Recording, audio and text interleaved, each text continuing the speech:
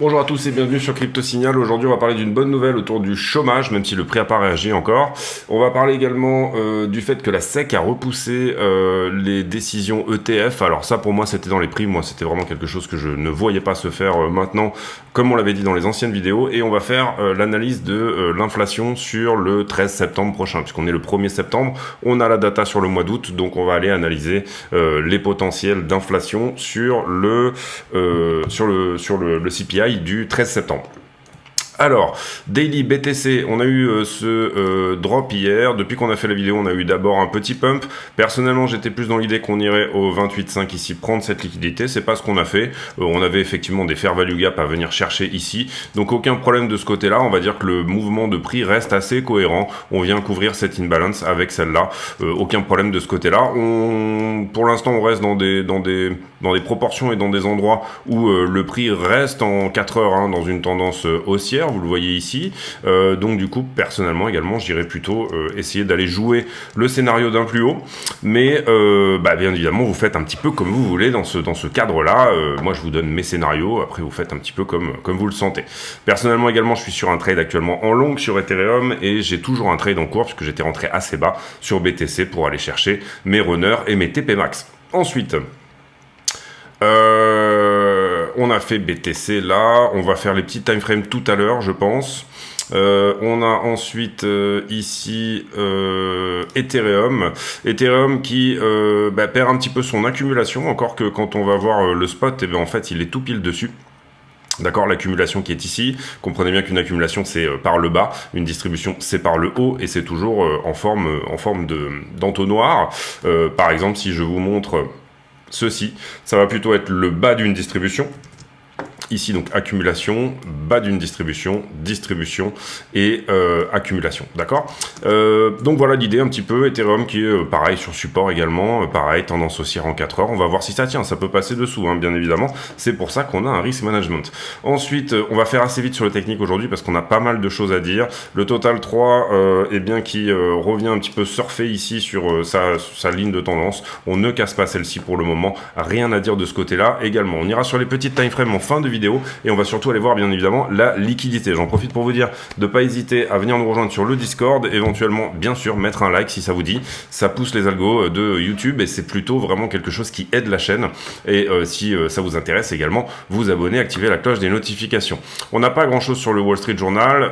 La news majeure d'hier c'est que tout simplement la SEC a dit on ne va pas répondre là, du 1er au 4 septembre on avait potentiellement des réponses à donner sur des applications ETF qui avaient été posées, notamment par BlackRock, Fidelity, Valkyrie, ARK, et elles ont toutes, ARK c'était la semaine dernière, mais elles ont toutes été refusées en bloc hier.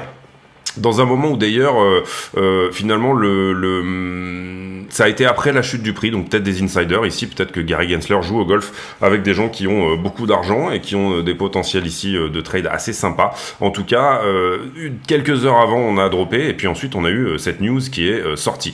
Est-ce qu'il faut contrôler Gary Gensler? Est-ce que la SEC peut se contrôler elle-même? C'est une bonne question. Je pose la question ici. Pas grand-chose d'autre sincèrement sur les news, si ce n'est effectivement ce que je vais vous montrer tout à l'heure, c'est-à-dire le chômage. Ici, donc, c'était pour aujourd'hui 14h30, vous le voyez, Employment Rate. Qu'est-ce qu'on a fait? Eh bien, on va aller voir sur Trading Economics. Vous le voyez, on avait un forecast et un consensus à 3,5 et en l'occurrence, le taux de chômage est à 3,8. C'est très bon. C'est très bon, pourquoi? Parce que une augmentation du taux de chômage veut dire que le marché de l'emploi est en train de se détendre. Cette information-là est substantielle, d'autant plus qu'on a également des average hourly earnings. Qu'est-ce que c'est? C'est les salaires horaires qui sont à la diminution, donc des salaires qui se détendent, un marché de l'emploi qui est moins dans le rouge, dans le tendu, dans le fait que tout le monde est au plein emploi, donc du coup on risque d'augmenter les salaires, faire une spirale des salaires, c'est-à-dire l'inflation augmente, mais j'ai besoin de personnel, donc j'augmente les salaires, et ça c'est un risque effectivement substantiel pour Jérôme Powell. Hier on a eu le PCE également, tout est pile poil au consensus, donc on va dans le sens ici vraiment à la fois du rapport ADP également qu'on avait eu avant-hier je crois, et qui nous disait augmentation du chômage, tout va un petit peu dans le même sens. C'est une très bonne news, sincèrement, ici je pense que S&P va très bien réagir. On va voir comment Bitcoin réagit. Cette mauvaise nouvelle, effectivement, du fait qu'on repousse les ETF, pour moi, est un peu une non-news, entre guillemets. C'est plus une prise de liquidité qu'on a fait aujourd'hui, à mon sens. Après, moi, je le vois comme ça. Et puis voilà, on revient ici sur les liquidations et on ira faire l'analyse de l'inflation en fin de vidéo, puisque ça risque d'être un petit peu long. Donc du coup, je voudrais pas vous garder trop là-dessus pour ceux que ça n'intéresse pas, même si ça devrait vous intéresser théoriquement. Alors, en gros, excusez-moi, je bois un coup. En gros, 121 millions de liquidés hier et on a 44 millions sur BTC et 26 millions sur ETH. C'est une grosse journée de liquidation, à peu près 2 fois ce qu'on fait d'habitude. Et voilà, bon bah il y a eu du mouvement au niveau du prix. Hein. Carnet d'ordre, eh bien, on est venu chercher des ordres à l'achat ici. Est-ce qu'on peut pousser plus bas? Bien sûr, encore une fois, j'ai aucun problème avec ça. Néanmoins, on a quelques ordres à la vente également qui se sont faxés. Donc, au niveau du carnet d'ordre, on va dire que c'est plutôt bearish. Le fait qu'on aille chercher ces ordres-là n'est pas une réalité. C'est pas parce que vous avez ces ordres qu'on va nécessairement aller les chercher. Maintenant, peut-être effectivement que là, il y a des gens qui sont positionnés et très bien positionnés là-dessus. Marché en levier. Eh bien, on est venu chercher une vieille boîte de liquidité qui se trouvait ici sur ce mouvement. Hop, on va la mettre comme ceci. On va enlever ça a été pris aussi et ça aussi. Et on va enlever celui-là. On avait fait la vidéo par là. Comment on s'est construit depuis? Ben là, j'ai la latéralisation du prix et du short. Donc pour moi, ici, oui, le top est shorté. Donc là, le haut de cette structure-là, enfin le creux, le top du précédent est shorté. Ici, ensuite, on s'est construit plutôt sur de la sortie de short. C'est-à-dire que le prix diminue. Donc du coup, on sort du short on sort du long, pardon. On sort du long et à chaque fois, vous le voyez, on les liquide jusqu'à revenir à un point d'open interest qui était pré-pump en fait. Le pump, c'est celui de Grayscale, rappelez-vous, sur lequel d'ailleurs on avait eu énormément d'entrées également de BTC, donc peut-être des insiders qui savaient quelque chose également là-dessus. Maintenant, pour moi jusque-là, on est juste sur de la fermeture de short. Je vois pas réellement de gros shorts dans toute cette structure, même s'il y en a évidemment. Vous comprenez ici qu'on va voir sur les poches de liquidité qu'il y en a un petit peu. Et depuis, on s'est construit sur du long, donc c'est-à-dire que malheureusement ici, je peux vous donner que les niveaux de price action, on va dire logiques. Hein. Et là, ça commence vraiment à me gonfler le fait qu'on ne puisse pas sauver sur Coinalyze. Bon, c'est pas grave, on va faire comme ça.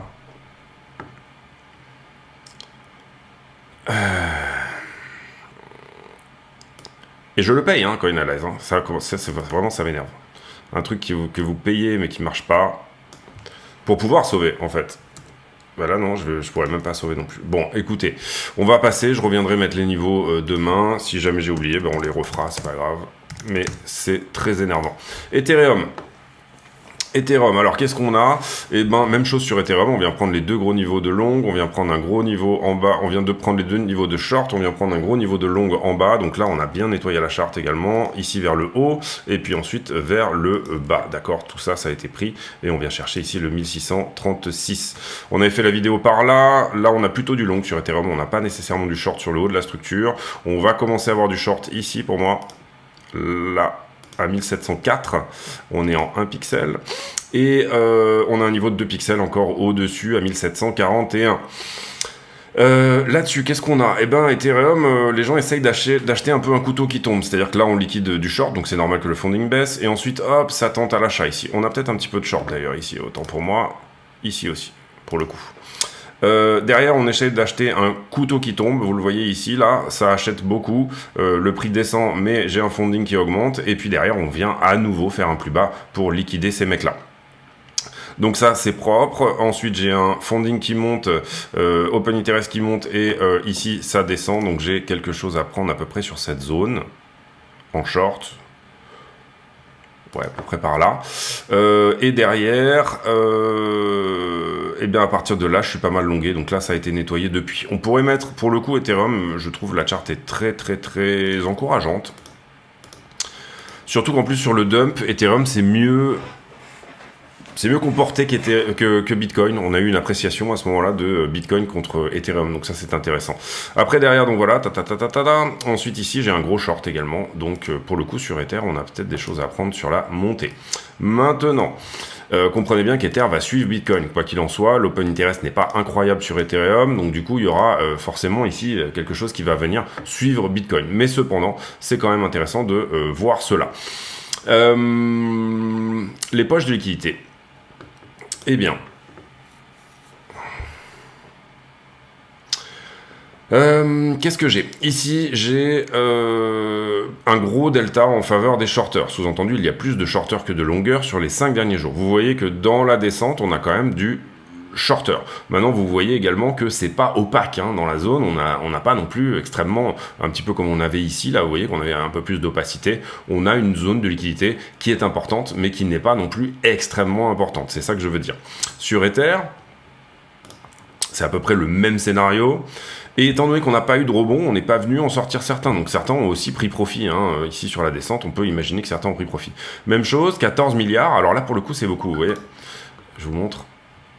Bitcoin est à 14 milliards, Ether est à la même chose, d'accord? Donc c'est ce qu'on voyait, vous avez compris quand on est allé voir la charte. Ah bah merde, d'accord, j'ai compris pourquoi. Ok, autant pour moi, oubliez ce que je viens de dire. Hop, et là on va, excusez-moi, du coup j'ai redémarré l'ordinateur, ce qui ramait un petit peu.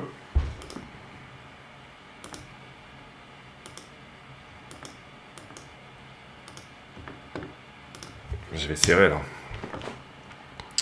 J'ai redémarré l'ordinateur parce qu'il ramait un petit peu et du coup bah, j'ai remis un petit peu les pages, mais ça ne s'est pas bien fait. Donc on a ici ETH et on veut enlever les x25. Allez, ah il faut run d'abord, d'accord. Le mec il sait pas lire. Alors ici on enlève les x25 parce que moi ça m'intéresse pas beaucoup et ça plombe un peu la charte, je trouve qu'elle est moins lisible. Alors en l'occurrence ici, assez peu de long sur le rebond, on a encore une petite boche de liquidité ici, mais c'est plutôt du x50, c'est pas du x100, vous voyez qu'on a assez peu de orange, si on en a un petit peu jusqu'à 1623, et on a pas mal de shorts effectivement qui sont rentrés, et assez peu qui ont été liquidés, étant donné qu'on n'a pas eu de rebond substantiel. Donc ça m'intéresse, et je vous ai dit tout à l'heure 14 milliards, mais je vous ai raconté des grosses conneries, il s'agit de 3 milliards, donc là déjà ça paraît un petit peu plus normal. La 12 heures sur Bitcoin, ben, on a ici pas mal nettoyé vers le bas. Hier on voyait une 12 heures, j'ai dû la poster sur Discord, mais qui était vraiment bien plombée, on a bien nettoyé sur la 12 heures. Bon là on est bien sûr sur les 12, le mouvement a eu lieu depuis plus de 12 heures, donc on est ici peut-être en train de prendre maintenant les poches de liquidité longues. On a à peu près un équilibrium sur les 12 dernières heures entre comment se sont positionnés et les longues et les shorts. Sur la 7 jours, vous allez voir que c'est plutôt propre. Au sens où sur cette descente on vient prendre la poche de liquidité intermédiaire et la petite poche de liquidité, en tout cas une partie. Il nous reste cette grosse là qui effectivement peut être prise hein, ou qui peut être protégée. C'est un peu la question ici. Est-ce que ça mérite une entrée maintenant ou est-ce que ça mérite une entrée un petit peu plus bas? On est en train de charger ici de la liquidité, vous voyez qu'on va rajouter une box là sur notre chart, on va aller faire ça après, mais c'est pas substantiel encore, on n'a pas encore énormément de short dans cette zone là. Donc on va après aller analyser un petit peu tout ce que tout ça pourrait dire, et quand je regarde Ether sur la 12 heures, j'aurais dû vous montrer, avant de run, j'aurais dû vous montrer ce qui était celle d'avant. C'est pas grave. Et ben là, vous voyez qu'on se balade entre deux poches de liquidité, plutôt shorté que longué sur Ethereum, même si c'est vraiment pas incroyable en termes de substantialité. Est-ce qu'on est beaucoup ou pas? Là, une semaine, même chose, on vient très bien nettoyer, on vient faire un bisou à cette poche de liquidité là sans la prendre. Est-ce qu'elle est protégée ou est-ce qu'on va venir la prendre? C'est un petit peu les questions qu'on peut se poser. Et 1580 serait un petit peu la target du moment. Et vous voyez qu'en short, on commence à construire ici une poche assez substantielle, même si vous voyez qu'on est plutôt sur la 7 jours à une forme d'équilibre. Maintenant qu'on va regarder Ether sur la 1 mois, et je dis pas ici qu'il y a beaucoup de gens qui sont encore en position depuis un mois, même si on a des traders de position qui ont sûrement laissé des runners, mais vous voyez qu'on a quelque chose de substantiel entre 1007 et 2000 $. Avec un point à prendre pour le coup sous le dernier plus bas, autour des 1005, qui est en train de se construire là. Donc, pour moi, la valeur sur Ethereum, elle est plutôt entre maintenant et 2000 $ que vers le bas. Maintenant, il nous manque un peu de valeur ici dans la zone intermédiaire, puisque je vous l'ai montré, on a assez peu d'intérêt sur Ethereum en ce moment, en fait. On va sur les time frames et on fait la conclusion de cette vidéo. On va d'abord aller voir l'inflation comme promis. Comprenez bien que la news du chômage est une très bonne news. C'est pas encore parti, peut-être que ça ne partira pas. Pour le moment, c'est plutôt en train de baisser. Mais pour moi, c'est une très bonne news. Ce qu'on regarde également, du coup, c'est l'inflation. J'ai dit oui. Donc d'abord, on va aller voir Trueflation. Alors, Trueflation aux États-Unis, vous voyez qu'on est maintenant à 2,67. Ce qu'on veut regarder, nous, c'est le mois d'août. Alors, le mois d'août, on a commencé ici donc au 31 juillet, 1er août. Voilà. 1er août, on est à 2,19, d'accord. Au 31 août, sur Trueflation, on est à 2,67. Donc, une augmentation au mois le mois de à peu près 0,4, 0,38. Dans le CPI, il y a une très forte proportion sur le housing. Donc moi, je vais toujours regarder le housing aussi. C'est pas le cas dans le PCE, mais dans le CPI, c'est le cas. Donc ici, vous le voyez, on a 40% du CPI qui est pesé par le housing. Le 1er août, on était à 2,77 et on a augmenté sur le housing. Donc c'est de plus en plus cher et on est monté beaucoup, à savoir, vous le voyez ici, 4,23. D'accord. Et j'ai dit quoi pour le premier chiffre je suis à housing total, voilà. 2,77 pour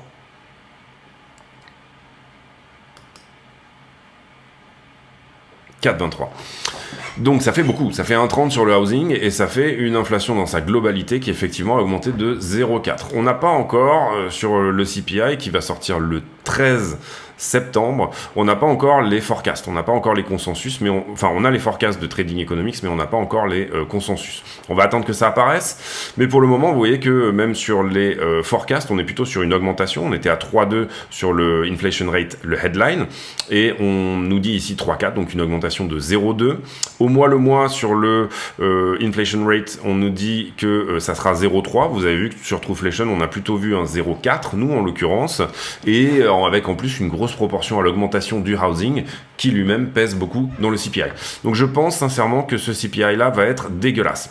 Je suis pas le seul à regarder ça. Bien évidemment, comprenez bien que tous les acteurs du marché vont faire ces petites analyses, etc. et essayer de vendre la rumeur, acheter la news, etc. Et pour moi, c'est même peut-être plutôt ça qui fait baisser le prix en ce moment. C'est-à-dire qu'on a peut-être des acteurs qui sont en train de se placer en se disant soit je me place short, soit voilà, mais en gros, on va encore potentiellement ici avoir un mauvais mois en ce qui concerne l'inflation pour le mois d'août. On pourrait aller voir aussi cet outil qui est vraiment très bien fait de la Fed de Cleveland et qui nous donne des estimations. Et vous voyez que sur le mois d'août, en year over year, ça nous donnerait en l'occurrence sur cet outil-là 3,82 et 4,46, donc beaucoup plus important que ce que effectivement nous disaient nos amis de Trueflation. Et en month over month, 0,8 carrément, ok, 0,8 et un core CPI à 0,4. Donc 0,8 ça inclut donc 1% d'inflation sur un mois, vous comprenez, enfin 0,8 ça fait un peu moins, vous comprenez que ça fait presque 10% à l'année. On est sur une trend ici qui peut éventuellement nous renvoyer, si on fait ça pendant 10 mois de suite, à 10% à l'année, enfin 8%. Donc en l'occurrence ici c'est pas très bon cette histoire, ça sent vraiment pas très bon de ce côté là, donc on va je pense avoir un mois de septembre qui va pas être exceptionnel. Maintenant ça commence à se mettre dans les prix dès maintenant, on n'est pas les seuls à regarder encore une fois ces outils et ces news là. On va regarder maintenant, et on peut avoir aussi une bonne nouvelle, c'est-à-dire être sous le consensus maintenant, on va regarder maintenant notre courbe d'inflation habituelle en normal ici, et vous voyez que nous emmener à, on a dit en fonction de ce que nous disait la Fed de Cleveland, nous emmener ici à 3,80, on était ici à 3,20, nous emmener à 3,80, ça nous emmènerait quelque part par ici, d'accord? Donc on serait plus en train de rejoindre la trend plus importante, on avait ici une trend très agressive qui nous aurait emmené à 2% en août, et c'était un des scénarios assez important qu'on avait donné, qui était de dire on va avoir un plateau qui éventuellement, après là on peut remonter à 10%. Hein. Attention, ici comprenez bien que oui, l'inflation est à la baisse. Pourquoi? Principalement, oui, on a une petite baisse du core CPI, donc l'inflation de demande, ce sur quoi effectivement agit la Fed, mais c'est surtout parce que les commodités sont en train de réagir à une éventuelle récession.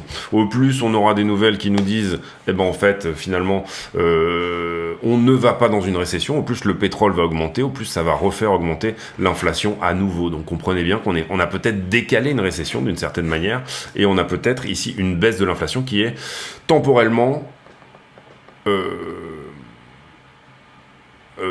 en deux temps, voilà. Comme on avait fait dans les années 70 où on avait eu d'abord un 10%, ensuite on était redescendu, ensuite on était remonté, un scénario de stagflation. Maintenant, j'ai parlé de tout ça. Oui, ce que j'aime bien regarder aussi quand je regarde l'inflation, c'est le pétrole. Et en mois par mois, vous voyez qu'en août, mai, juin, d'accord. Ah, j'ai plus de cotation là ici sur Currency, c'est pas grave. On va regarder gasoline, c'est bien. Donc au mois le mois, vous voyez qu'en août, ici, on a eu aux États-Unis un pétrole qui a plutôt été à la diminution. Donc là, on regarde les commodités. Vous comprenez qu'on ne regarde pas le core CPI, on regarde l'inflation qu'on va qualifier importée, l'offre, voilà, ce sur quoi la Fed ne peut pas agir. Donc on a eu plutôt un gasoline aux États-Unis, on a peut-être tapé dans les stocks ici à ce stade, qui était à la descente. Le gaz naturel, j'aime bien regarder aussi, en août on était plutôt à l'augmentation. Le blé, on était plutôt à la diminution. L'indice des commodités dans son ensemble, on était plutôt... alors on a eu un mois, vous le voyez, un peu mitigé, où on était plutôt flat. Enfin, on a augmenté... Oui, on a stagné par rapport au... En fait, on a fait la clôture du mois précédent. Donc là, pour le coup, on a stagné. Qu'est-ce que ça nous dit? Ça nous dit que potentiellement, effectivement, on pourrait regarder le cuivre aussi, qui pèse quand même dans beaucoup de nos dépenses. Le cuivre a été à la diminution en août, il a fortement diminué, ensuite il s'est un petit peu repris par rapport à l'augmentation qu'on avait eue en juillet. Donc ça nous dit un headline CPI qui pourrait être plutôt baissier, par contre en revanche un core CPI qui est à l'augmentation. La Fed se bat contre le core CPI et pas le headline CPI, donc c'est pas une très bonne nouvelle en soi. Voilà pour cette idée-là. On ira mettre après, j'irai mettre les forecasts. Je pense qu'on va se caler sur les forecasts de la Fed de Cleveland pour le coup, qui me semble vraiment collé à Trueflation, etc. Et pas sur ceux de Trading Economics. Donc on va ici aller mettre dans la chart ces deux-là. Donc ça nous donnerait moins 0,6 pour tout ce qui est pétrole, etc. Je pense qu'on va faire ça parce que ça me paraît plus viable, etc. Puis après, si on a une bonne nouvelle, tant mieux. Quand on aura les consensus réellement de la totalité du marché qui vont s'afficher ici, on viendra mettre les consensus à la place, je pense. Voilà pour cette étude de l'inflation. On revient sur le prix et on fait une conclusion de cette vidéo. D'abord, je ne m'attends pas à une première quinzaine du mois de septembre qui soit nécessairement haussière, et y compris une fois qu'on aura release la news, soit le prix se relâche, c'est-à-dire que même si on a une mauvaise nouvelle entre guillemets sur l'inflation, le prix se relâche concrètement, et c'était ce qu'on avait pu voir aussi quand on avait fait quand on avait fait l'étude du mois autour du 13 finalement juillet, du 10 août, pardon, on savait que l'inflation allait augmenter, de par nos analyses également. Et autour du 10 août, qu'est-ce que nous avait donné le prix? Vous le voyez, d'abord il était resté dans la zone, mais c'est un moment où le prix a pivoté un peu plus vers le bas. Ici on a entre guillemets la faillite d'Evergrande et pas mal de choses également autour des news, je crois, ETF. Ici, c'est Grayscale qui gagne son procès. Et ici, hier, la SEC qui repousse tous les ETF. On pourrait ici essayer de donner un nom aux bougies, même si ça, c'est plutôt un événement de liquidité. Et ça, c'est plutôt un événement de liquidité. Et ça, c'est plutôt un événement de liquidité aussi. Maintenant, on met à jour nos box de liquidité. Celle-ci a été prise. Bam, bim, on l'éclate. Celle-ci, elle a diminué. Celle-ci, elle a diminué également. Elle est désormais à peu près par ici. Et celle-là, je vois pas bien avec la chart, mais on peut estimer que on va se mettre en 4 heures pour être bien. On peut estimer qu'elle est désormais... Donc celle-ci a disparu, pardon, et celle-ci, elle est au bon endroit. Donc ici, voilà ce qu'on a. On a vu que sur la descente, il y a eu un petit peu de shorts qui se sont mis en place. Donc on va mettre une boîte très peu opaque ici, dans ce sens-là. C'est pas substantiel non plus. Vous comprenez que c'est pour ça qu'on la met en très peu opaque. Il y a vraiment pas énormément de liquidité là-dedans. Par contre, elles sont fraîches. Elles datent d'hier, d'accord ? Beaucoup ont pris profit, là, le drop a été beau aussi. Est-ce qu'ils ont pris 100% de leur profit ou pas? C'est effectivement une question qu'on peut se poser. Maintenant, on va regarder quand même sur la One Week pour donner les bonnes bornes à cette box. Vous voyez que ça commence ici et puis ça finit, je dirais, vers les 26,5. 26,5. Voilà. Alors, petite time frame. Donc, petite time frame, on va se mettre d'abord en 1 heure. Structure de retournement ici, oui et non, peut-être. Peut-être on a une sorte de BMS ici, un break of market structure, c'est-à-dire effectivement le fait que le prix est en train désormais de nous donner une tendance haussière, pourquoi pas. Deuxième chose, donc là on est sur du 1 heure, on va aller sur le 15 minutes. On le voit ici, un petit support. Il y a des très fortes chances de passer dessous et de mécher dessous, parce que là vous avez des stops, tout simplement, de retail. On va garder ici l'endroit du moment. Le gros support, il est ici en 4 heures, possibilité de mécher dessous également. Tant qu'on ne vient pas ici chercher les grosses positions, ça va. Et là, on parle d'un potentiel long. Maintenant, il faut comprendre ici qu'il y a de la boîte de liquidité quand même en bas aussi. Donc, une possibilité qui existe, c'est tout simplement de carrément revenir, en fait ici on en a une autre d'ailleurs, revenir éventuellement remécher à l'intérieur de cette mèche. Ça serait pas une très bonne config. Maintenant, la config, on va la regarder sur une time frame un peu plus grande. On va se mettre donc en peut-être 4 heures. 4 heures ici où on a vu se faire un retournement de structure. Vous êtes d'accord avec moi qu'ici on est en train de potentiellement repasser sur une 4 heures haussière. Si jamais je me dis qu'on va faire un nouveau plus haut sur cette 4 heures, c'est-à-dire qu'elle va continuer, je suis peut-être avec la tendance dans le dos, la tendance 4 heures, j'entends. Ici on parle de passer un trade 4 heures, on passe pas de passer un trade monthly. Donc pourquoi pas, ça se tient. Maintenant également, si jamais par contre en revanche je reviens rechercher au sein de cette bougie-là, d'accord, ou même venir chercher tout ce qui s'est passé là, par exemple, vous comprenez qu'ici on reste haussier, donc aller visiter cette boîte-là, on n'a plus ce break-off market structure, on n'a plus le truc qui pourrait faire que effectivement c'est intéressant de rentrer. Donc ce qui m'intéresse, moi, c'est quand même plutôt cette mèche-là, ici, qui en soi, en fait, si on réfléchit, vient nettoyer toute la liquidité des retail qui s'était positionnée là, et qui protège éventuellement d'autres grosses positions qui peuvent se trouver ici. Une des grosses questions ici, c'est est-ce qu'on laisse gagner eux, ou alors est-ce que c'est protégé ici? C'est une question que vous devez vous poser.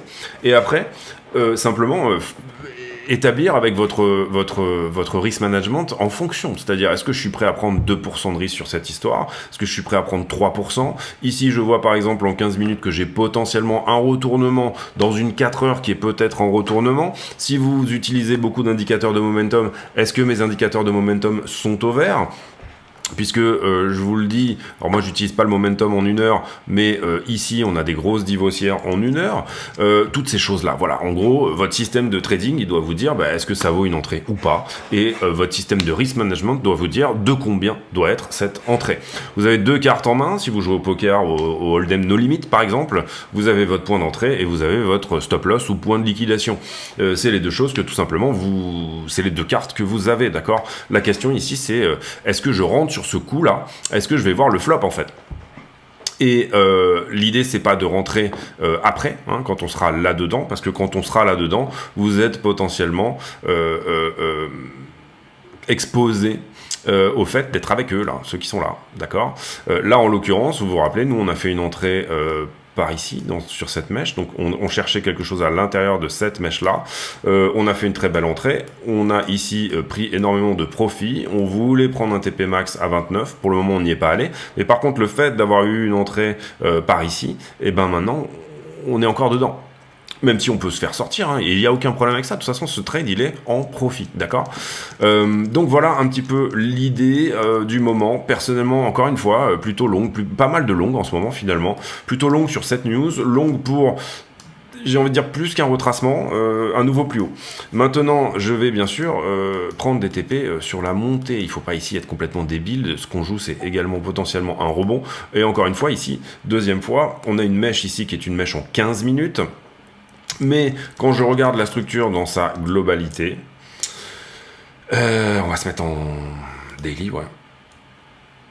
Dans sa globalité, il existe des possibilités que la daily soit en train de se retourner. Excusez-moi, je ne peux pas vous dire autre chose que ça, puisque ici, je suis en train de potentiellement, et encore une fois, on n'a que de low pour l'instant, on n'a que un high, donc on ne peut pas dire que c'est le cas. On l'a dit sur le 4 heures, mais sur le daily, on ne peut pas dire que c'est le cas. On pourra dire que c'est le cas, et quand effectivement on aura écrasé les derniers plus hauts qui sont ici.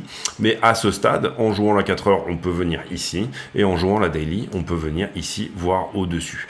Donc, un trade 15 minutes dans lequel il faudra peut-être potentiellement garder des petits runners jusqu'à 32, pourquoi pas. Parce que, et je parle ici de runner, c'est-à-dire quelque chose comme 10% de la position. On ne parle pas ici, encore une fois, de rentrer un trade ici, qui est un trade 15 minutes, même à ce stade, pour jouer finalement puisque quand vous faites des trades, vous allez avoir une time frame où vous vous dites je joue cette structure là. Ensuite en dessous vous allez avoir une time frame dans laquelle vous allez soit choisir vos entrées, soit monitorer également, et en dessous vous allez avoir une time frame également. Là ici on parle globalement de quelque chose qui va se situer dans du trading court terme. Voilà. On va parler ici de quelque chose dans lequel je regarde la 4 heures, j'analyse la 1 heure avec éventuellement des points d'entrée sur la 1 heure, et je cherche mes structures de reversal dans la 15 minutes. D'accord, c'est un trade court terme, quelques jours. Vous allez ici peut-être pouvoir vous dire que grâce à ce trade éventuellement court terme, potentiellement vous allez essayer d'aller chercher le niveau daily si jamais on a un retournement en daily. Mais ça doit se faire avec un runner, pas avec votre profit max. Ne pas rentrer ici un trade sur une time frame, il faut prendre le bon fusil pour le bon calibre, c'est ce que je dis assez souvent. Et donc là ici ce qu'on va venir prendre c'est plutôt des runners que quelque chose qui est de l'ordre du trade de position. Le trade de position il est jouable ici également. Trade de position, c'est de dire, le trade de position, c'est de dire, en fait, on est dans un range entre ça et ça. Ça, c'est une grosse déviation normale. Ça, c'est une grosse déviation aussi. La borne basse, elle est plutôt ici, d'accord? Et la borne haute, elle est plutôt là. Le trade de position, en fait, il était à prendre. C'est celui sur lequel moi, je me suis installé. Maintenant, moi, je joue ce trade de position comme potentiellement plutôt un rebond. En tout cas, ici, à mid-range, je suis même dérisqué assez fortement sur la montée, voire en profit. Et encore une fois, ici, l'idée d'un trade de position, elle était plutôt prenable sur des plus grosses time frames. Trade de position, ça va être en gros, si on fait, tout à l'heure vous l'avez compris, la 4 heures, 1 heure, 15 minutes, si on fait l'idée d'un trade de position, ça va être monthly, weekly et daily en fait finalement. Donc là on est que sur l'endroit pour choisir l'entrée, d'accord. La monthly elle est comment? D'ailleurs on a fait une clôture monthly, on pourrait aller voir rapidement aussi. La monthly elle est comment à ce stade? Elle reste baissière, donc attention, c'est dans le monitoring entre guillemets, moi je la vois baissière là. La weekly elle est slash haussière, elle est très légèrement haussière ici. Donc l'idée c'est sniper le point d'entrée encore une fois en daily, monitorer effectivement la weekly et pour potentiellement aller chercher quelque chose sur la weekly. Donc un trade de position ici encore une fois, ça va être même plutôt essayer d'aller chercher quasiment des ATH. Je parle ici pour des positions. Mais en gros, voilà, vous avez le swing, le trade de position, très très grosse time frame, le swing qui va être quelque chose qui va être plutôt de l'ordre de la semaine, quelque chose comme ça. Où là du coup sur un swing vous allez monitorer plutôt daily 4 heures, 1 heure, j'ai envie de dire, chercher des entrées en 1 heure ou 4 heures sur une structure qui vous paraît intéressante en daily. Et donc voilà, quand je disais le trade daily ici il vient chercher ça, le trade de position il vient chercher un nouvel ATH. Voilà pour moi, j'espère que cette vidéo vous a plu. Encore une fois, gardez dans l'idée que pour moi, potentiellement, c'est une très belle news, cette news sur le chômage. Maintenant, ça enlève un petit peu du grain à moudre aux news qu'on peut avoir sur un soft landing. Comprenez bien qu'une augmentation du chômage est en train de nous dire, oula, l'économie, effectivement, ralentit, mais c'est ce qu'on veut. Sincèrement, c'est vraiment ce qu'on veut à ce stade, de se dire, oui, ce que fait la Fed est en train de marcher. En ce moment, on a deux news contradictoires. Celle que j'ai anticipée, je vous ai dit, et c'est l'inflation qui va potentiellement être assez haussière sur le CPI du mois du 13 septembre. C'est en train de se mettre dans les prix. Et on a cette news qu'on pouvait peut-être sentir avec le rapport ADP d'il y a 2-3 jours, qui est que le chômage est effectivement à l'augmentation aux États-Unis. Et sur le taux de chômage, vous voyez que on est effectivement sur un rebond également. Hop, je suis en normal, oui. On est sur un très léger rebond également. On va se mettre, on est en monthly, ouais. Il s'est pas mis à jour là, mais vous comprenez qu'on revient à... Ici, on était à 3,7 par le passé. Il s'est pas encore mis à jour. Hein. Hop. Donc on est là-dessus, sur le chômage. Powell nous a déjà dit, je suis prêt à accepter 4,40. Ok. Donc on veut un chômage qui va à 4,40 d'une certaine manière pour être sûr que Powell potentiellement pose. C'est un peu caricaturé, mais c'est plus ou moins l'idée. Voilà, j'ai terminé cette vidéo, j'espère qu'elle vous aura plu. Grosse conclusion à la fin, effectivement, sur où est-ce qu'on en est, et puis peut-être un petit peu également de trade management, on va dire, hein, puisque c'était vraiment ici la manière de trader, et la manière de choisir sa time frame, choisir son mouvement pour choisir tout simplement ses targets. J'ai pour habitude en fin de vidéo de poser une question à la con, c'est-à-dire une question qui n'a rien à voir avec le prix du Bitcoin, mais qui pourrait potentiellement nous aider à mieux nous connaître. Et en l'occurrence, donc vous pouvez répondre en commentaire. J'en profite aussi pour vous dire de vous abonner, activer la cloche de notification, venir nous rejoindre sur le Discord dont le lien est en description de la vidéo. En l'occurrence, la question du jour, ça va être sur...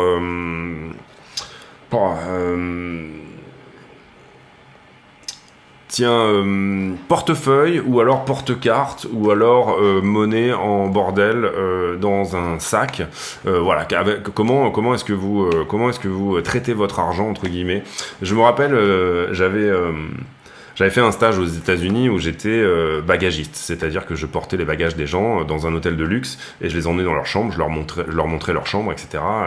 Et je suis pas quelqu'un très soigné dans l'ensemble, en tout cas sur certaines choses. Sur certaines choses, je le suis énormément, sur d'autres un peu moins. Mais en l'occurrence, bon, l'argent, c'est pas un truc. Et il y avait un autre bagagiste qui m'a regardé, qui m'a dit mais comment tu ranges ton argent, etc. Et donc le lendemain, il est arrivé avec ces espèces de clips, vous savez, puisque j'avais pas mal de tips, donc c'était énormément de billets de $1, $2, $5. Il est arrivé avec cette espèce de clip et il m'a montré comment ranger l'argent aux États-Unis. Il m'a dit il faut respecter l'argent, c'est quelque chose d'important, etc. et tout. Et j'ai depuis gardé ça en fait de lui parce que je trouvais qu'en fait finalement il avait globalement assez raison. Et voilà, personnellement, moi j'ai un rapport à l'argent qui fait que je suis capable d'inviter 18 personnes à manger une côte de bœuf chacun, et en même temps je supporte pas qu'on laisse la lumière allumée dans une pièce quand on n'y est pas, donc c'est un peu contradictoire, mais voilà.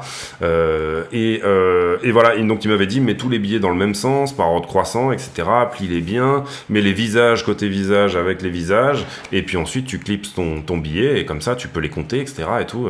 Et j'ai gardé ça en fait, j'ai gardé ce truc-là. J'ai pas de portefeuille, moi personnellement, j'ai une espèce de porte-carte avec un truc sur lequel on peut attacher les billets, parce que personnellement j'adore être léger quand je me balade, mais voilà, ça sera la question du jour. Donc comment est-ce que vous rangez votre argent? Je vous laisse là-dessus, j'espère que cette vidéo vous a plu. On se retrouve demain, s'il y a de la grosse news majeure on fera peut-être une autre vidéo.